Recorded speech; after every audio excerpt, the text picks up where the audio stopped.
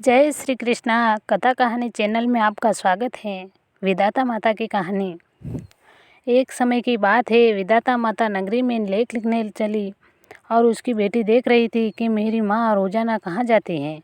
एक दिन विधाता की बेटी ने उसका हाथ थाम लिया कि माँ बोलो आप कहाँ जा रही हो।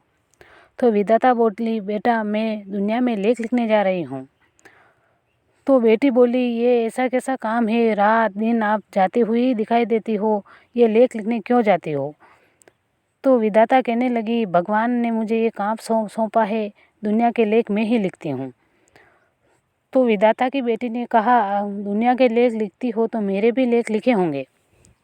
तो विधाता ने कहा, हाँ बेटा तेरे भी लेख लिखे हैं। तो माँ बोलो, मेरे लेख क्या लिखे हैं। कि बेटा लेख कभी बताए नहीं जाते, जिस पल में जिस समय जो भी जन्म लेता है उस समय जो उसके कर्म होते हैं उसी के अनुसार मैं लेख लिखती हूँ, लेख कभी बताए नहीं जाते। तो बेटी हट करने लगी, नहीं माँ मुझे लेख बताने पड़ेंगे। एक दिन निकला, 2 दिन निकला, रोज़ बेटी हट करती रहती कि माँ मुझे लेख बताना ही पड़ेगा। तो एक दिन विधाता ने उसके लेख बता ही दिए। कहा कि तेरा पहला ब्याह ढोली से होगा और दूसरा तेरे पेट के बेटे से। तो विधाता की बेटी रोने लगी, ये माँ मैं तेरी बेटी हूँ, मेरे लेख ऐसे लिखे तो दुनिया के लेख कैसे लिखे होंगे। तो ये माँ मेरे टापरी लिख देती, बंगला मत लिखती, मगर कोयले से काला कलंक मेरे बेटे से शादी करनी, ऐसा आपने कैसे लिखा। तो विधाता की बेटी बहुत नाराज़ हुई कि माँ मैं तेरे लेख नहीं मिलने दूंगी, मैं भी कभी ढोली से शादी नहीं करूँगी। तो विधाता बोले, बेटा हट मत कर, मेरे लेख आगे पीछे कहीं न कहीं आ मिलते हैं। कि नहीं माँ मैं तेरे लेख मिलने ही नहीं दूंगी, मैं ज़िंदगी भर शादी नहीं करूँगी।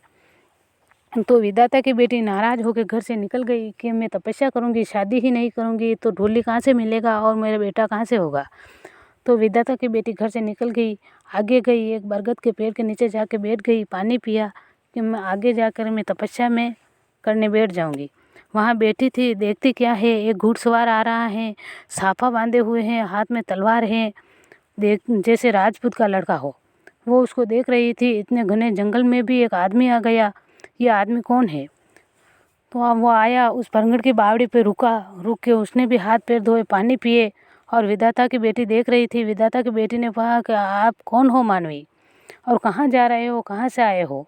तो वो झट से बोला, मैं एक राजपूत हूँ, घोड़ा घुमाने गया था और मेरे घर जा रहा हूँ। तो विधाता की बेटी सोचने लगी, इतने घने जंगल में भी आदमी आ मिला, अगर आगे मैं अकेली रहूँगी, ढोली आ मिलेगा, मुझे उठा कर ले जाएगा और मेरी माँ के लेख है वो ले जाके मुझे शादी कर लेगा, तो मैं क्या करूँगी। तो वो झट से बोली कि ओ मानवी मेरे से शादी करोगे क्या, क्योंकि ये राजपूत है, मैं इससे शादी कर लूँगी तो मेरी माँ के लेख, ये पहला लेख टल जाएगा। तो वो राजपूत बना आदमी बोला, हाँ शादी कर लूँगा। झट शादी करके वो घर ले गया और बोला कि हम राजपूत हैं, हमारे ठिकाने में औरतें बाहर काम नहीं करती हैं, पर्दे में रहती हैं, तुम भी बाहर मत जाना, दासियाँ तेरे काम करेगी। तो विधाता की बेटी मन ही मन खुश हुई कि चलो मेरी माँ के लेख तो टल गए हैं, मेरी माँ का पहला लेख टल गया, अब मेरे दूसरा लेख भी टलने में देर नहीं, पहला लेख टाल सकती हूँ तो दूसरा भी टाल सकती हूँ। तो वो मन ही मन खुश रहती थी कि मेरी माँ का पहला लेख टल गया, मैं राजपूत से शादी की, मेरी माँ ने तो कहा था ढोली से शादी करोगी। तो एक दिन का समय था, बाहर ढोल बज रहा था, औरतें नाच गान कर रही थी और घर में ढोल की आवाज़ बहुत गहरी गहरी सुनाई दे रही थी। तो उसकी आवाज़ सुन के उसके मन में भी हुआ, अगर मैं राजपूत से शादी नहीं करती तो थोड़ी देर औरतों के पास बैठती, मैं भी जाती, मैं भी नाचती, मगर क्या करूं, मेरी माँ के लेख के खातिर मैंने राजपूत से शादी कर ली है। फिर भी उसके मन में वो ढोल सुनाई देने लगा। ढोल को देख के उसके मन में नाच देखने की इच्छा हुई। वो अंदर ऊपर जाके खिड़की से झांकने लगी कि मैं भी औरतें नाच रही खिड़की से तो देख सकती हूँ। तो देखती क्या है, वो आदमी झूठ बोला, राजपूत बना आदमी ढोली था, वो ढोल बजा रहा था और औरतें सब नाच गान कर रही थी। उसके मन में ओहो मेरी माँ के लेख है, पहला लेख आ मिला, ये ढोली है, मैंने समझा राजपूत है, ये ढोल बजा रहा, औरतें नाच रही है, और वो ढोली से आने के पहले ही घर से निकल गई आगे गई। उसके गर्भवास था, लड़का हुआ कि अगर मैं इस लड़के को बड़ा करूँगा, मेरी माँ का पहला लेख तो आ मिला, दूसरा भी आ मिलेगा, और तो यही लड़का मेरे से शादी करेगा, इसलिए मैं इसको लड़के को बड़ा भी नहीं करूँगी और लड़के को मार भी तो नहीं सकती हूँ। इसलिए वो एक संदूक लाई, संदूक में उसको लेटाया और उसके एक लाछन सा लगा दिया उसके निशान और उसको संदूक में बहा दिया। आगे गया, वो संदूक बेचती हुई दिखाई गई। अगले देश का राजा शिकार करके आ रहा था, देखा कि एक संदूक बेचती हुई आ रही है, तो नौकरों से बोले कि वो संदूक बाहर निकालो। निकाला, 1 घंटे भर का बालक था, राजा बाँझ था। नगरी में ढिंढोरा बिठवा दिया कि रानी के कंवर हुआ है। तो सब लोग गांव के देखने आए, देखे 1 घंटा भर का कंवर है, रानी के कंवर हुआ है। सब खुशियाँ मनाने लगे, मिठाइयाँ बांटने लगे और राजभवन में वो कंवर बड़ा होने लगा। कुंवर दिन प्रतिदिन बड़ा होने लगा। हमारे राजा बाँझ नहीं है, हमारे राजा के कुंवर हुआ। पूरा नगर खुशियों से झूम उठा। इधर विधाता की बेटी एक पनगढ़ पे जाकर बैठी, मैं आगे जाऊंगी, रोजगार करूंगी। इतने में एक कुमार आया। कुमार ने कहा, बहन आप कौन हो और यहाँ क्यों बैठी हो? कि मैं एक दुखियारी स्त्री हूँ और मैं यहाँ बैठी हूँ। अगर तुम धर्म की बहन बनो तो मैं मेरे घर ले जा सकता हूँ। तो कुमार विधाता की बेटी ने कहा, मैं कहाँ दर दर भटकती फिरूंगी, इसके धर्म की बहन बन जाऊंगी, मेरे भी रहने का ठिकाना हो जाएगा और मैं यहीं रहूंगी। तो क्या? हाँ भाई, मैं बन सकती हूँ। उस कुमार के धर्म की बहन बना ली और वो भी रोजाना पनगढ़ पे आती, पानी भरती, ईंटें बनाती, बर्तन बनाती और उस कुमार के साथ काम करने लगी। इधर राजा का कुंवर मेलों में बड़ा होने लगा। दिन प्रतिदिन, थोड़े दिन में वो जो जवान हो गया। जवान हो गया तो वो घोड़े फेरने आता था। घोड़े फेरने आता तो रोज़ उस कुमार की बेटी को देखता और सोचता कि ये कन्या कितनी स्वरूपवान है। तो उसके मन ही मन सोचता रहता। एक दिन वो घोड़ा उस कन्या के पास चला गया।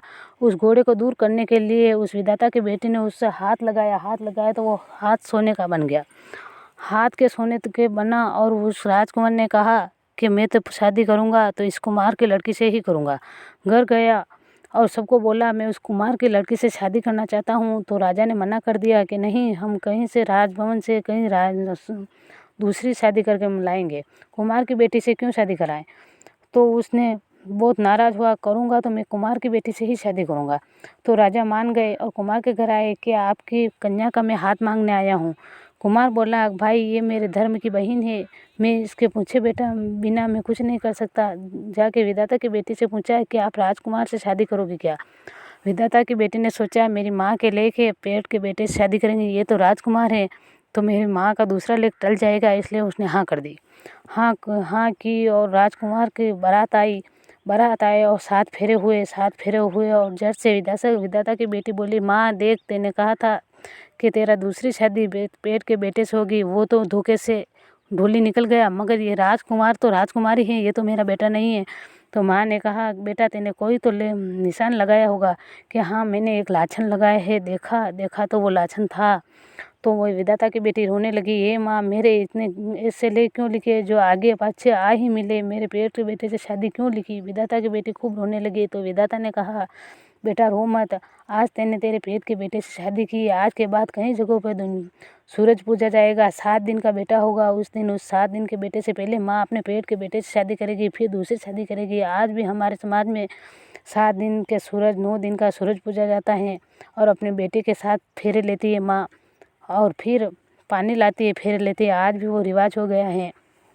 हे विधाता माता, जैसा अपनी बेटी का लेख लिखा, ऐसा दुनिया में किसी का मत लिखना।